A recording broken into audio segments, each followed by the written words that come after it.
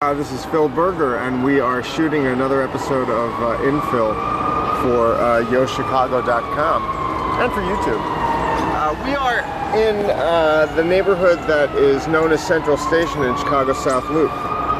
And Central Station is a development that is built primarily on Illinois Central Railroad air rights. There are these were rail yards that belonged to the railroad for many moons. In 1992, they began developing it as a kind of a mixed-use residential office property. Essentially, this area was originally envisioned as a place where a lot of back offices for downtown financial concerns would locate. But it didn't work out quite like that, and so they began building residences here. We're taking a look at the first phase of what came to be known as the Central Station Project, a townhouse development by the Chicago firm of Papa George Hames. Papa George Hames has been in operation since the early 80s, and their work has been kind of all over the map. They began as sort of postmodernists, when that term was applied really to kind of historically referenced architecture. And they developed over the course of at least the 80s into having kind of a specialty in this kind of traditional design, small-scale projects like the Embassy Club, which you'll find at Wrightwood and Southport. Since then, they've moved on to a lot bigger projects, including a lot of the high-rise development that came up within the last 10 years down here in this area. And now, this high-rise portion of the Central Station project is now more or less known as Museum Park. There's a different developer. It's Enterprise, is it not? Is it all Enterprise? I think it is. And I don't know. Yeah, I don't know either. But it was Fogelson at one time, and Enterprise, I think, has done much of the apartment buildings. And again, with Papa George Hames' work here, it's kind of all over the map. They started out doing these kind of mediocre 20-story buildings that kind of have a traditional look to them. They're cast concrete, and they have sort of a, I guess I'd call it a neo-traditional or neo-classical sort of a bent to them.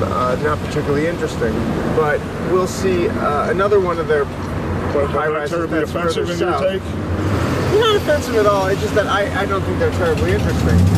What I find really interesting is the building that's under construction that they're calling One Museum Park. We have kind of an interesting look at it here, and I think it's going to turn out to be a real winner. It has a really interesting window wall. There are some very interesting kind of sculptural elements to it. It has a very interesting composition.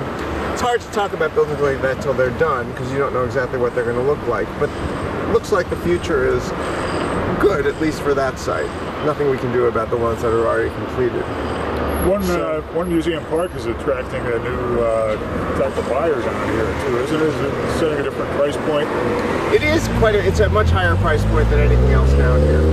But I think that's just a matter of a function of, the critical mass that's coming to this neighborhood. It was a matter of time before they were going to developers were going to start offering more and more lavish properties.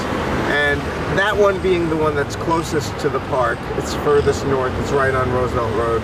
Why would that be, Phil? Because I'm not sure I understand it. Why wouldn't this all have developed at a lower price level? Why? What is the attraction that's competing really with the Gold Coast on a price level, almost? There are a number of different things I think that make this slightly, to somebody in that price level, not more attractive, but at least a viable alternative. In that, one of them is the idea that there is so much less congestion down here, at least now. And really, in terms of getting something brand new and completely customizable, I think that this might offer them something that they couldn't really find up there. Are there, because think about what's under construction. I'm wrong. As I'm sitting here and talking, there are a lot of super deluxe buildings that are under construction up there. But I'm guessing you are going to find for something comparable, it's still going to be less expensive to buy down here. Isn't that less expensive for a reason? Because it's not as desirable a neighborhood. And, it's... Even though I feel like this neighborhood is coming... For some people it apparently is, though. What's that? For some people it apparently is. Is... As desirable. As desirable? It's hard to say. It really is. Unless we want to stop these people along the street and find out why they moved here. But, they don't look like they're living in a $4.1 million penthouse. Hi, can we ask you why you moved down here? No thanks. No, they can't, really. We can't. People really... With good reason they stiffed us. What do they know? How do they know what we're going to do with this footage? Interrupted their walk.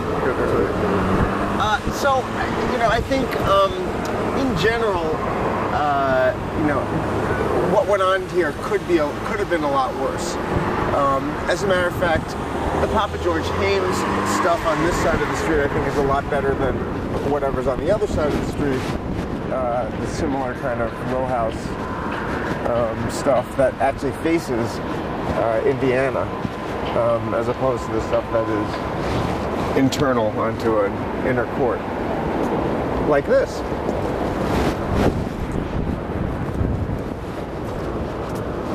Pretty attractive little inner court here. Yeah.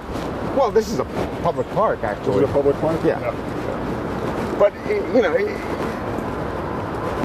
I think these houses are detailed in a nicer way. They use much nicer materials than those across the street. With a lovely pergola here. Nice, very nice landscaping here. But you see what?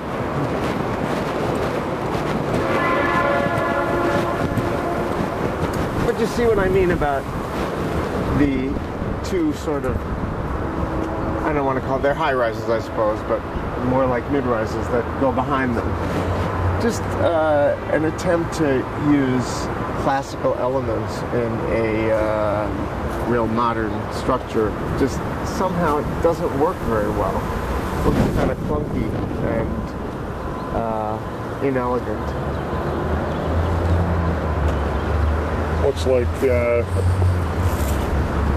some allusions to Penn Station. Yeah, up towards the top. Absolutely. What are the columns doing up on the top of the building like that? They're holding up. They're not even holding anything up, really. They're just applied to the outside of the building. So it's, I'm guessing the developer at that time wanted something that maybe related to Soldier Field, to the old Soldier Field, because that's actually the view that those people have on the other side. That would make sense. Yeah. Soldier Field illusions. But I think Nuremberg. Let's all think Nuremberg. Great thing to think about. I think we should go over and take a look at. There are a couple of other new high-rises that have been finished a little further south on the east side of this property that might be worth looking at.